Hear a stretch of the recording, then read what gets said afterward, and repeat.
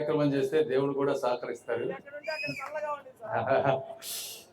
అలంకరించిన అందరి ప్రీతమ ఎమ్మెల్యే బోర్ల రామాంజనేయులు గారికి, హెన్రీ క్రిస్టినా గారికి, సుదేష్ణ సేన్ గారికి, సైమన్ గారికి, అశోక్ గారికి, పిల్లి మాణిక్యరావు గారికి, గాదె వెంకటేశ్వరరావు గారికి, చెరుకూరి తిరుపతిరావు గారికి, డేగల్ ప్రభాకర్ గారికి, వేదిక ముందున్నటువంటి కూటమి కార్యకర్తలందరికీ మనస్ఫూర్తిగా ధన్యవాదాలు.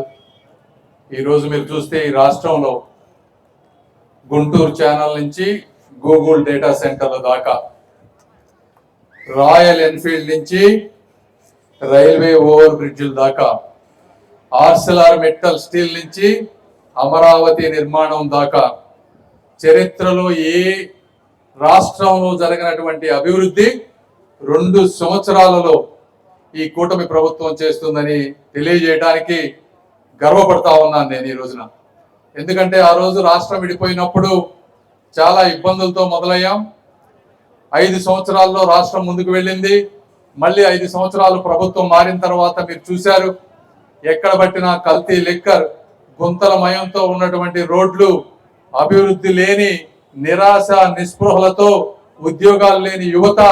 ఇలాంటి సమయంలో మళ్ళీ గుంటూరు ప్రాంత ప్రజలు, రాష్ట్ర ప్రజలు కూడా ఒక అద్భుతమైనటువంటి చారిత్రాత్మక తీర్పు ఇవ్వబట్టి ఈరోజు ఇక్కడ ఉన్నటువంటి ఎమ్మెల్యే గారు కానీ, నేను కేంద్రంలో కానీ అయ్యేటువంటి అవకాశాన్ని మీరు ఇచ్చారు.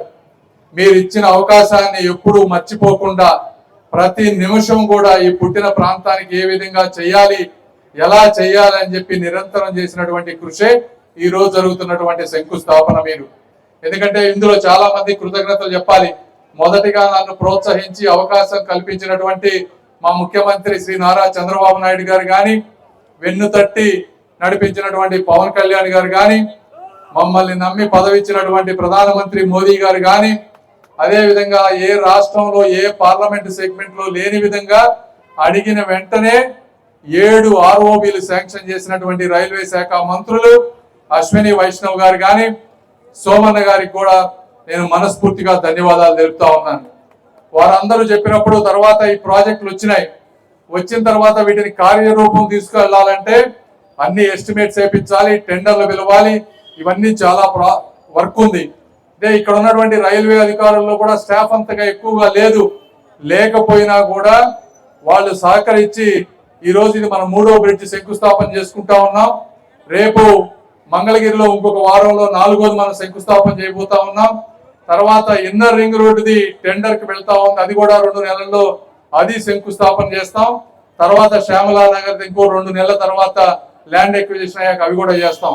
అంటే వచ్చిన 2-2.5 సంవత్సరాల్లో దాదాపు 5 రైల్వే ఓవర్ బ్రిడ్జ్లు తీసుకురావటమే కాకుండా టెండర్లు కంప్లీట్ చేసి వీటిని తీసుకొస్తా ఉన్నాం. అదేవిధంగా మీరు ఇప్పుడు ఇక్కడ నందివెలుగు బ్రిడ్జ్ ఉంటే అది కూడా ఇంకొక 2 నెలల్లో కంప్లీట్ అయిపోతా ఉంది.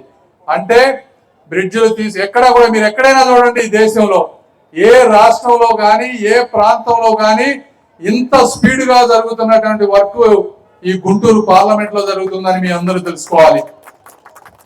దీనికి సహకరించిన రైల్వే అధికారులందరికీ, అదేవిధంగా ఫాలో అప్ చేసిన మా స్టాఫ్ మెంబర్స్ అందరికీ కూడా నేను మనస్ఫూర్తిగా ధన్యవాదాలు తెలుపుతా ఉన్నాను.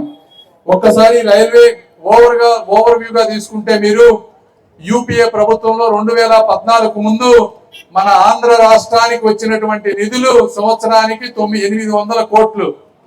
ఈ రోజు సంవత్సరానికి, ఈ సంవత్సరం బడ్జెట్ లో ఆంధ్ర రాష్ట్రానికి 10,000 కోట్ల రూపాయలు ఆంధ్ర రాష్ట్రానికి వచ్చినాయి. ఈ రోజు ఆంధ్ర రాష్ట్రంలో 70,000 కోట్ల రూపాయల రైల్వే వర్క్స్. అంటే ఏమేమి వర్క్స్?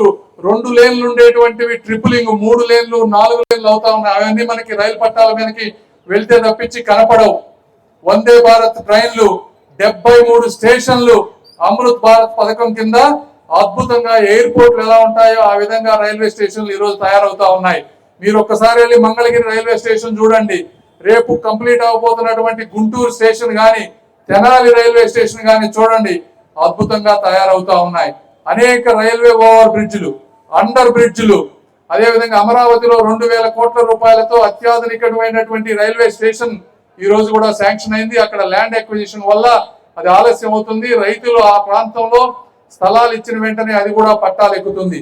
ఈ విధంగా అంటే 10 రెట్లు ఈ రోజు ఆంధ్ర రాష్ట్రానికి వస్తా ఉంది అంటే దానికి కారణం ఆ రోజు చంద్రబాబు నాయుడు గారు కానీ పవన్ కళ్యాణ్ గారు కానీ దూరదృష్టితో బీజేపీ ప్రభుత్వంలో భాగస్వామ్యం అవ్వటం వల్లనే, దాని వల్లనే నేను మంత్రి అవ్వటం వల్లనే ఈ ప్రాంతానికి కూడా జరుగుతుందని చెప్పి మనందరం గుర్తుపెట్టుకోవాలి. ఈ విధంగా గుంటూరు పార్లమెంట్ లో ఒక రైల్వే వర్క్స్ అని కాదు, ఇందాక రామాంజనేయులు గారు చెప్పినట్టు ఏ హాస్పిటల్ కి లేనటువంటిది ఇండియా మొత్తం మీద ఒక గవర్నమెంట్ హాస్పిటల్లో 18 కోట్ల రూపాయలతో పెట్ స్కాన్ పెట్టించినటువంటి ఏకైక హాస్పిటల్ గుంటూరు జనరల్ హాస్పిటల్. బయటకు వెళ్ళి స్కాన్ చేయించుకోవాలంటే 25 నుంచి 30 వేల రూపాయలు అవుతుంది. ఇది ఎవరు? పేదవాళ్లకు ఉపయోగపడేది. సిటీ స్కాన్లన్నీ బాగు చేయించాం, వెంటిలేటర్లు ఎక్స్ట్రా తీసుకొస్తా ఉన్నాం. ఈ రోజు 700 కొత్త బెడ్స్, 125 క్యాన్సర్ బెడ్స్ ఈ రోజు గుంటూరు జనరల్ హాస్పిటల్లో వస్తా ఉంది. ఈ విధంగా గుంటూరు జనరల్ హాస్పిటల్ బాగు చేస్తా ఉన్నాం. గుంటూరులో మీరు ఏ ప్రాంతానికి పోయినా ఈ రోజున అద్భుతమైనటువంటి సిమెంట్ రోడ్లు పడతా ఉన్నాయి.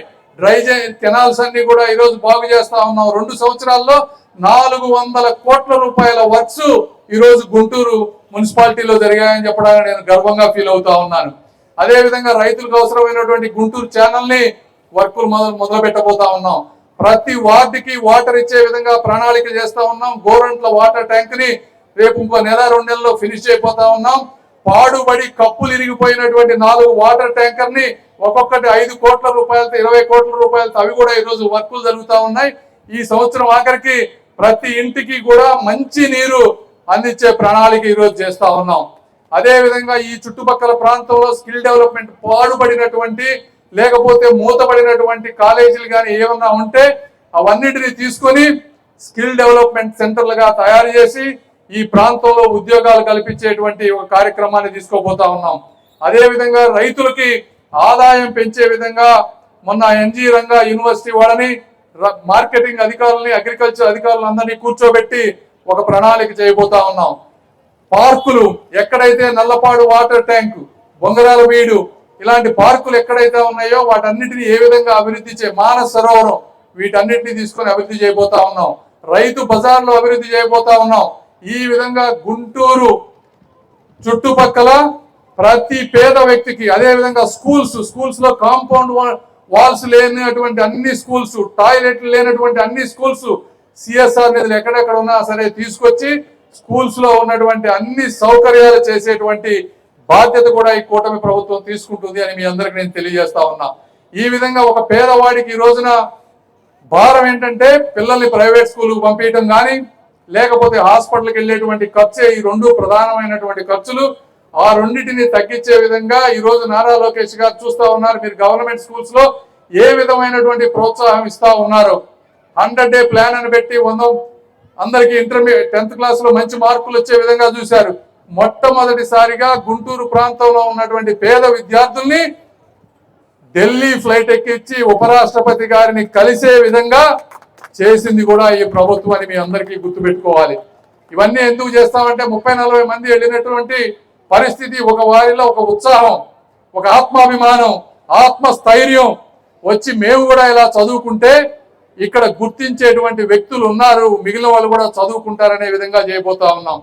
ఈ విధంగా ఒక సమగ్రమైనటువంటి అభివృద్ధి, ఏ వర్గాన్ని వదిలిపెట్టకుండా ఈరోజు గౌరవ ముఖ్యమంత్రి గారు 4,000 రూపాయల పెన్షన్, అదే విధంగా దివ్యాంగులకు 6,000 రూపాయల పెన్షన్, ఏ రాష్ట్రంలో లేని విధంగా 35,000 కోట్ల రూపాయల పెన్షన్ ఇవ్వడం కానీ, ప్రతి పేదవాడికి ఇంట్లో ఉన్న పిల్లలందరికీ తల్లికి వందనం రూపంలో 13,000 రూపాయలు ప్రతి వారికి ఇవ్వడం కానీ, ఈ విధంగా సంక్షేమాన్ని ఒక పక్క అభివృద్ధిని ఈ రోజున అమరావతి చూస్తా ఉంటే అద్భుతంగా ముందుకు వెళ్తా ఉంది.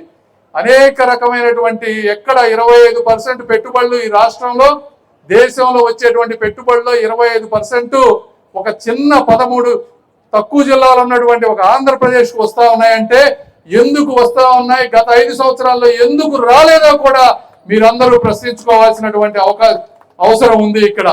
కాబట్టి ఈ రోజుతో ఆగేది కాదు, ముందు ఇంకా అనేక అభివృద్ధి కార్యక్రమాలు తీసుకువెళ్తాం. ఇక్కడ ఈ రోడ్లో ఉండేవాళ్ళు కాబట్టి ఇక్కడ 50 కోట్ల రూపాయల బ్రిడ్జి, అదేవిధంగా ఇన్నర్ రింగ్ రోడ్ ఫేజ్ 3, ఇది 8 సంవత్సరాలుగా ఆగిపోయినటువంటి బ్రిడ్జ్ రోడ్. అది దాంట్లో 300 మంది పేదవాళ్ళు వెళ్ళేసుకుంటే వాళ్ళందరితో మాట్లాడి వారికి వేరే ప్రాంతాల్లో చూపించి అక్కడ కూడా ఖాళీ చేపించి అక్కడ 45 కోట్ల రూపాయలతో ఈ రోజున ఒక అద్భుతమైనటువంటి ఇన్నర్ రింగ్ రోడ్ నడుస్తా ఉంది. ఈ బ్రిడ్జ్ అయిపోయిన తర్వాత ఈ ప్రాంతాన్ని కూడా దీన్ని కూడా వెడల్పు చేసి ఆ ఇన్నర్ రింగ్ రోడ్ తో పాటు కలిపి ఆ పల్నాడు నుంచి వచ్చేవాళ్ళు, పల్నాడు నుంచి అమరావతికి వెళ్లే వాళ్ళందరికీ కూడా అద్భుతంగా ఉండే విధంగా రోడ్లు వెడల్పు చేస్తాం. రోడ్లు వెడల్పు చేస్తే ఆ ప్రాంతంలో వెళ్లే వాళ్ళకి పక్కన తోపుడు బండ్లు పెట్టుకునే వాళ్ళు కానీ చిన్న చిన్న వ్యాపారులకు కూడా జీవనోపాధి కలుగుతుంది. రోడ్డు అంటే కేవలం కారుల్లో ఉండే వాళ్ళకి కాదు, రోడ్డు పక్కన మిగిలిన పేదవాళ్ళకు కూడా మంచి జరుగుతుంది. ఇంత లోతుగా వెళ్ళి మేము ఆలోచన చేసి ఏ కార్యక్రమం అయినా చేస్తామని తెలియజేసుకుంటూ ఈ అపూర్వ స్వాగతం ఇచ్చినటువంటి మీ అందరికీ కూడా మనస్ఫూర్తిగా ధన్యవాదాలు తెలుపుకుంటూ మరొక్కసారి కూటమి కార్యకర్తలకు, నాయకులకు, రైల్వే అధికారులకు కూడా ధన్యవాదాలు తెలుపుకుంటూ ఎట్టి పరిస్థితుల్లో దీన్ని సంవత్సరం నెలలో కంప్లీట్ చేసి మంచి క్వాలిటీతో అందించాలని కోరుకుంటూ సెలవు తీసుకుంటా ఉన్నాను. Thank you.